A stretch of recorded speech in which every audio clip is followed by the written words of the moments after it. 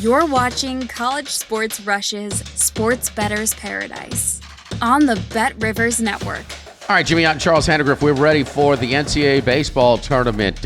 We have done this 6 weeks, 6 profitable weeks. Let's try and keep it going. It gets a little bit more complex here because of the games going, but we've got some regional picks for you. You've got regionals. All of the regionals have odds on all of the 64 teams, the 4-team regionals at Bet Rivers. There's odds to win it all as well. Arkansas and LSU are the favorites to win it all, and then they've got odds to make it to the College World Series as well. So a couple of things. First of all, we gave you Auburn there a few weeks back. They're a much better price, and we were projecting that they would be a top 8 national seed. Some of the reaction after the brackets are out with their number 4 national seed, they thought they were a little bit over-seeded, and that's fine. We thought they, as late as in the conference tournament week, they were still number 1. RPI in the country, so they were safely in. The second thing is when these odds come out, if you do like the favorites, man, the old adage applies here. Now, not all of them, but about 85% chalk early. Favorites, bet them early. Dogs, sit and wait, and we'll talk about those as we give out our picks. And let's start off, Charlie, with the Oxford Regional. Ole Miss hosting here as the number 10 national seed. Ole Miss is even money to advance out of the regional. Georgia Tech, the ACC's regular season champion. Now, they avoided the big boys in conference play, but they still win it. Georgia Tech plus 150. The Hilltoppers of Western Kentucky plus $6. And in long shot, Murray State plus 1,500 to come out of the Oxford Regional. So what are you looking at here? I like Georgia Tech plus 150. This team is very, very good offensively. Top 15 batting average in the country at 315. They're third in the nation in doubles. They're 10th in the nation in slugging. They're tied for 25th in runs scored. So this is a group that can swing it. There's 6 guys in this lineup that hit 323 or better. You mentioned they won the ACC. Yeah, they didn't play North Carolina. They didn't play Florida State, and they lost 3 out of 4 to Clemson if you count the tournament. But I love this stat, Jimmy. They're 13-6 on the road, and 12 of those wins are Q1 wins. So they've gone on the road and faced some very tough competition. Swayze Field's a tough place to play, but Georgia Tech's played some good teams on the road. The starting pitching isn't dominant, but they got a nice 1-2 punch out of the bullpen. Jalen Payton and Marvin Patel. Those 2 ERAs are 2.74 and 1.88, and they're multi-inning guys. Kind of mirror LSU's bullpen a little bit from earlier in the season. Now, Ole Miss is good. But they're only 5-5 in SEC series. They played 4 close games in Hoover and won 3 of them. Hunter Elliott, who was a star of that 2022 team, has been pitching lights out. I mean, he has looked like his old self again the last couple of weeks. But after you get past him, the next 2 starters' ERAs are over 5. Connor Spencer's a fantastic closer, but he's a 1-inning guy. If this gets into the bullpens a little bit deeper, I love Tech's bats a lot here. Ole Miss has only got 2 starters hitting over 300 in their regular lineup. And there's one more thing.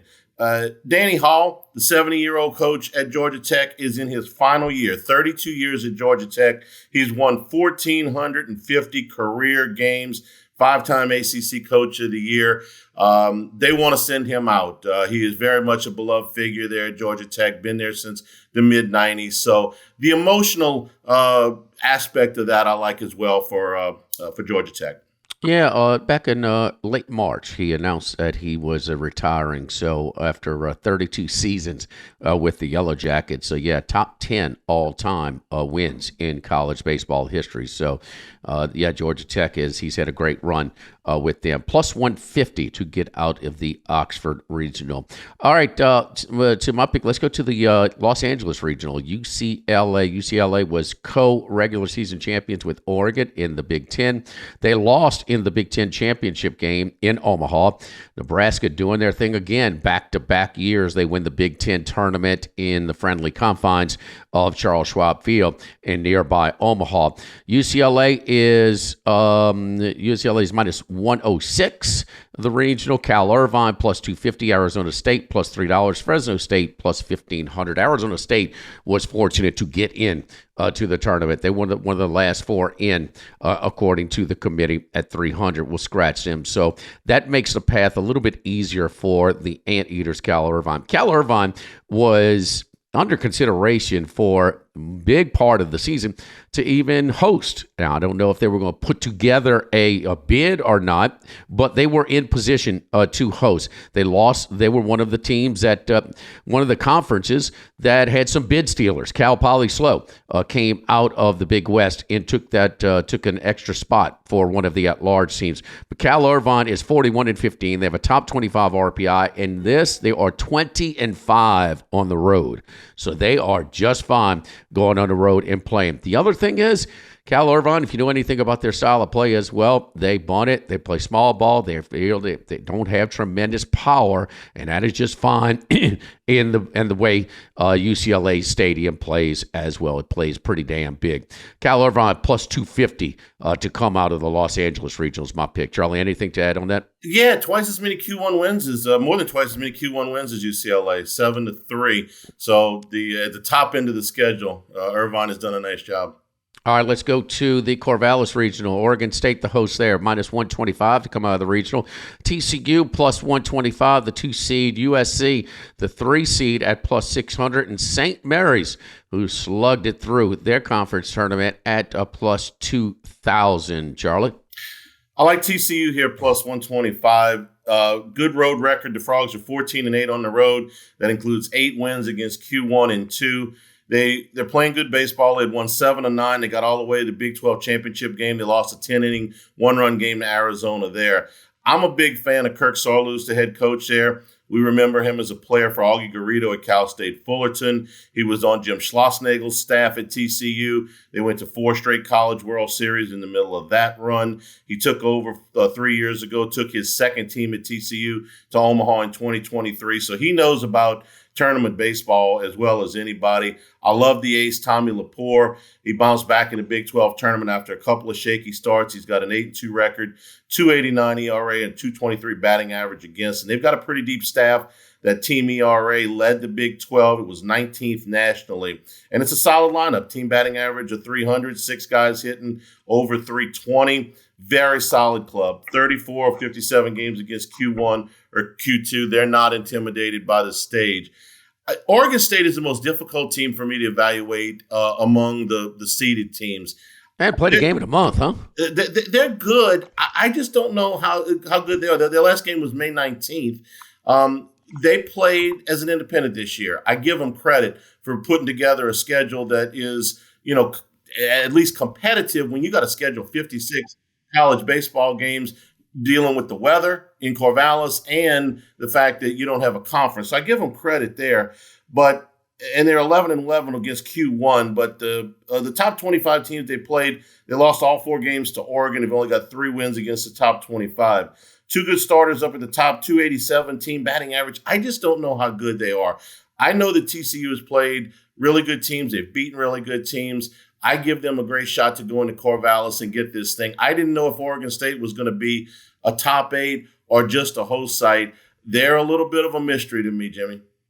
All right, so TCU is the pick there at plus 125 is available right now at Bet Rivers. Again, some of these plus prices, I might want to wait and maybe get a little bit better price a little bit later on. That's where these things are trending early on, where they are. Let's go to the Eugene, Oregon Regional. And Oregon out of the Big Ten, that's right, Oregon was the number 1 seed in the Big Ten tournament. And they were matched up. If you saw that Saturday game on the Big Ten Network, that was a little bit of everything. That was Nebraska just kind of finding spots where they weren't, not exactly the hardest hit balls, but Oregon's fielding really let down their ace and Grinzel. Grinzel had been outstanding. That's by far the most earned runs. Now, he got hit a little bit himself, but it was the fielding that really let him down. Oregon, even despite losing that game, and that was it.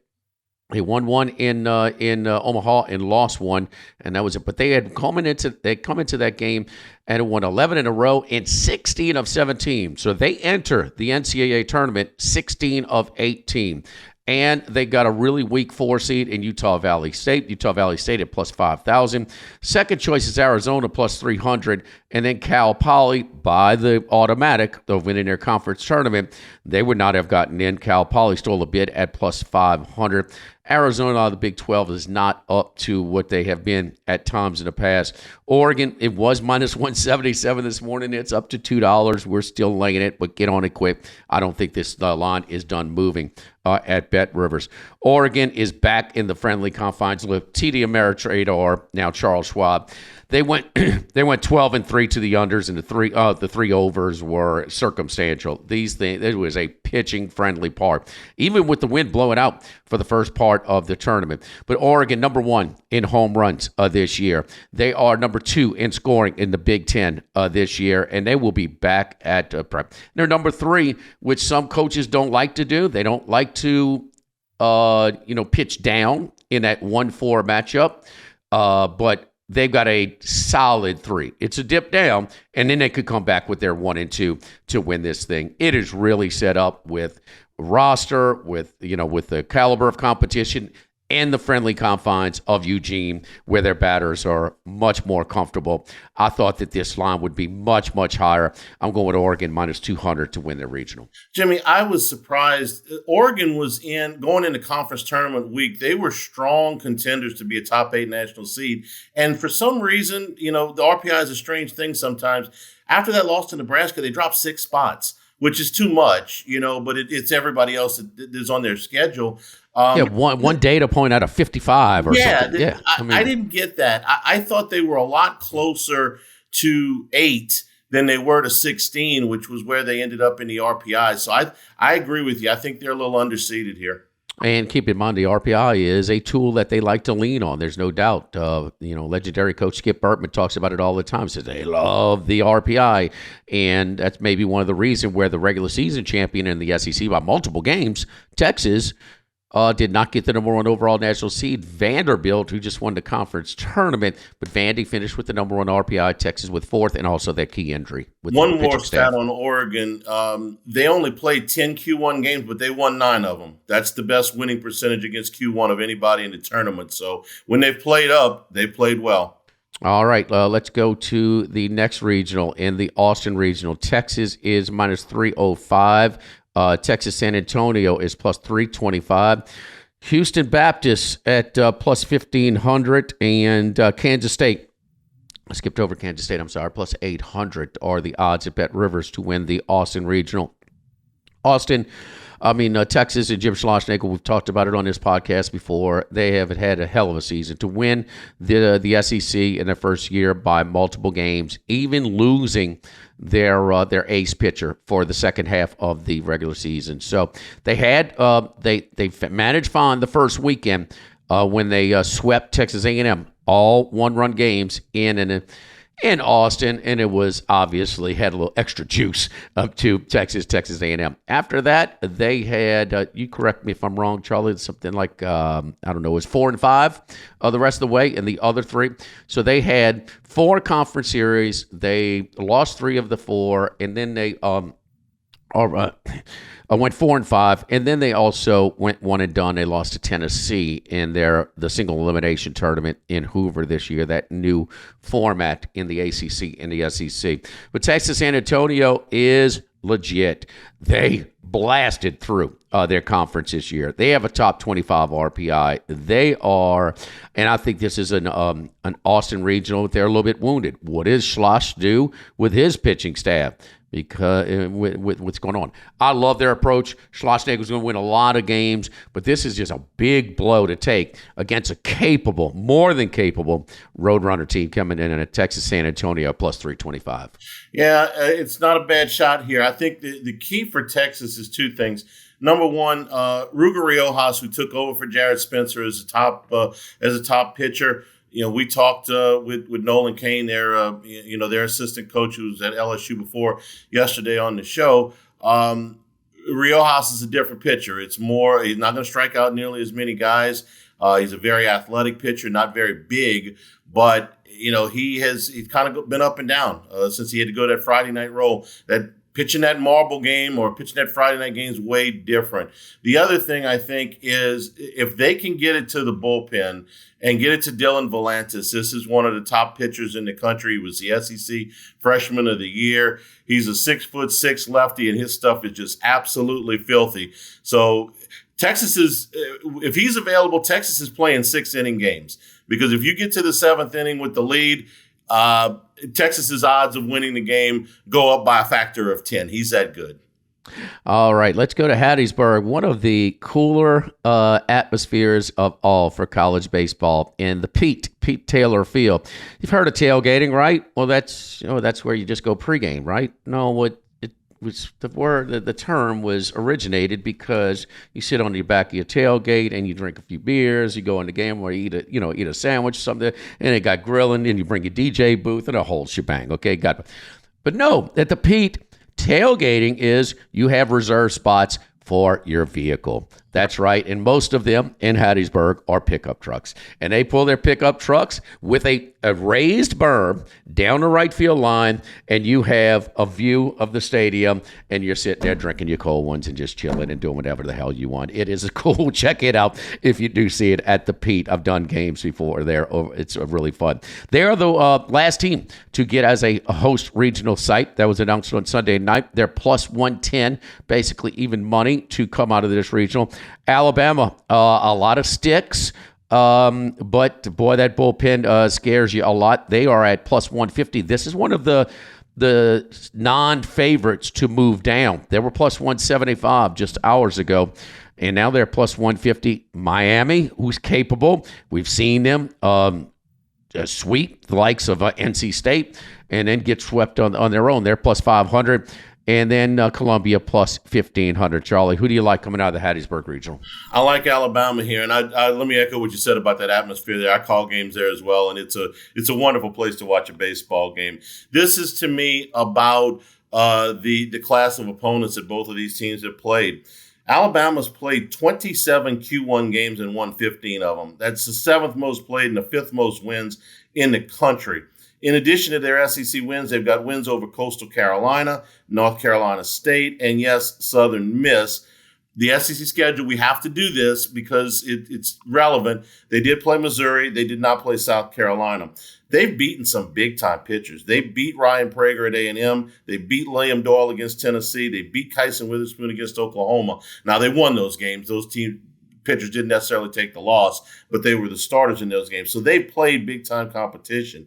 I think they've got 3 reliable starters. I like Riley Quick the best, who has pitched in the second game for them. They got one guy in the bullpen.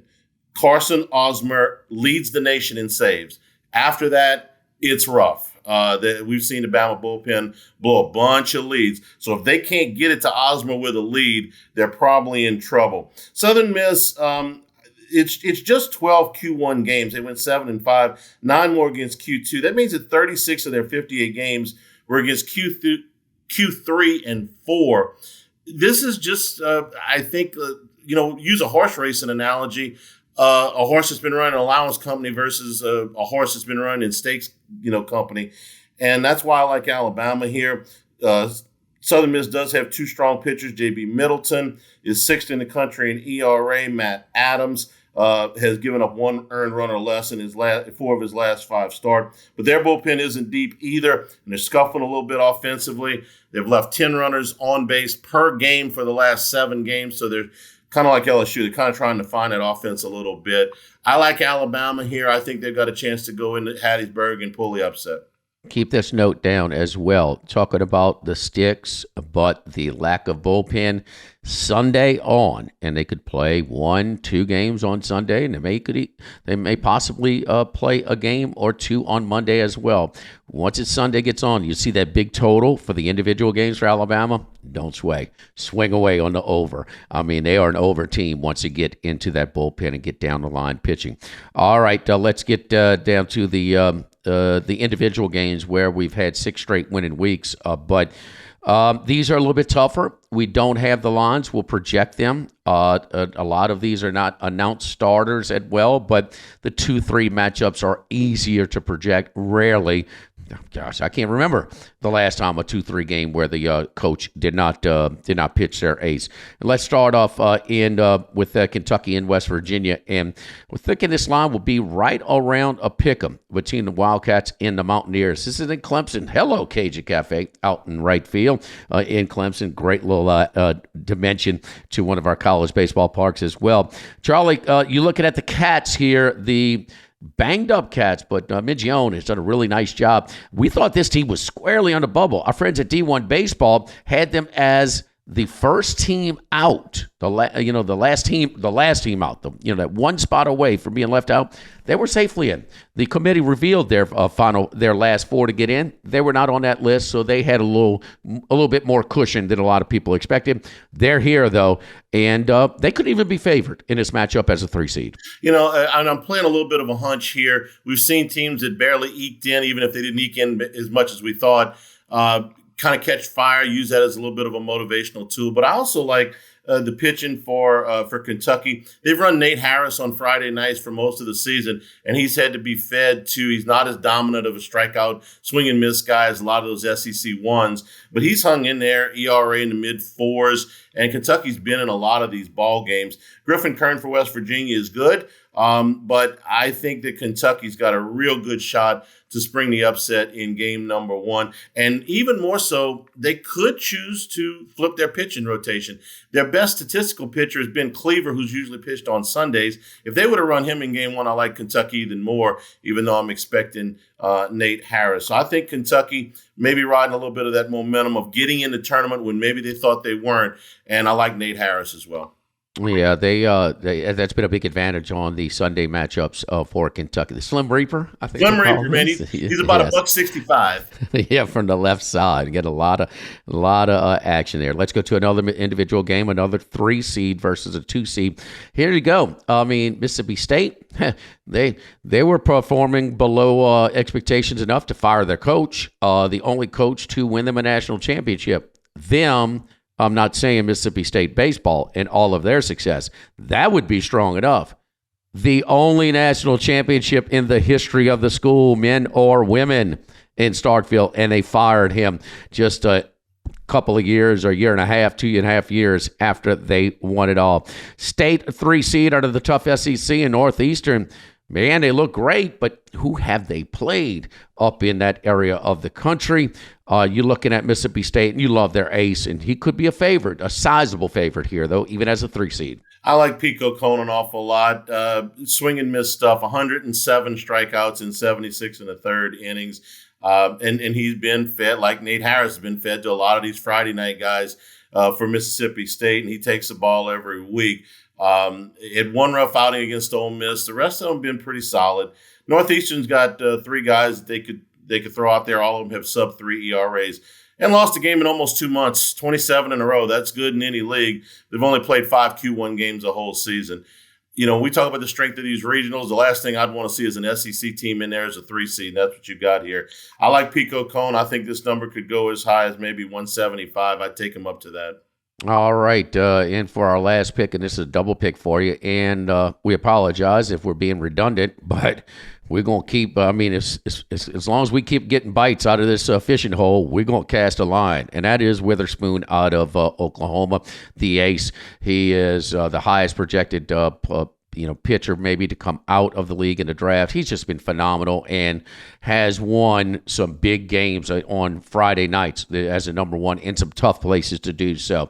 As a pretty big price as well.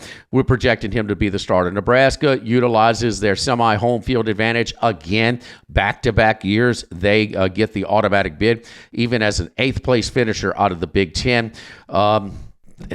This just in, the Big Ten is geographically displaced. It does not make it easy on their fans to get to the games, especially when it's cold, about 30 degrees on the average, cooler than what they'll be playing in the College World Series a month later up in Omaha. But they did it again last year. Well, they got to the Stillwater regional, and the only game they won was the elimination game, the 3-4 game against Niagara. They were 3 games, lost 2, and they were done. Similar things expected here, and then they go in here against Witherspoon in Oklahoma, where he has been phenomenal, and he was really good against stiff competition again in Hoover at the SEC tournament. 120 strikeouts in 91 innings and a whip below 1 in college baseball. At .91. That's just phenomenal. And a large sample size too. Yes, yeah, absolutely. Yeah. He'll be a top 5 pick in next month's draft. For Nebraska, can they keep, they were busy. I know you were glued to the Big Ten tournament for most of it, Jimmy. The emotions, the crowd, they were a bid stealer. Keeping that up the following week is tough. If they throw Jackson Brockett, his numbers are okay. But 41 strikeouts and 21 walks in 60 innings is not Witherspoon stuff. So I'm not sure if it'll be Brockett or somebody else. Their other 2 options have ERAs over 5. So in any circumstance, this is a big, big advantage for Oklahoma on the mound. And I would lay a number here. If Nebraska, God bless, takes all of the emotion that they had in that Big Ten tournament and rides it into this regional, I'll tip my cap to them. But I'm taking Oklahoma in this game. Well, there's a very similar situation as last year. They didn't when they got to Stillwater as well. Yep. Now they played a pretty good 3 seed as well last year in Florida. So I mean, that was a damn good team. They went back to Omaha and represented the SEC in the College World Series. We'll be back for the Super Regional picks next week. So again, individual games later in the week will be available at Bet Rivers. You got odds to win the College World Series. You got odds to advance to Omaha, and then also we have odds in all of the regionals at some of them went. So really good menu at Bet Rivers. For Charles Hanagriff, I'm Jimmy Ott here in the Sports Bettor's Paradise on the Bet Rivers Network. Thanks for watching College Sports Rushes, Sports Bettor's Paradise on the Bet Rivers Network.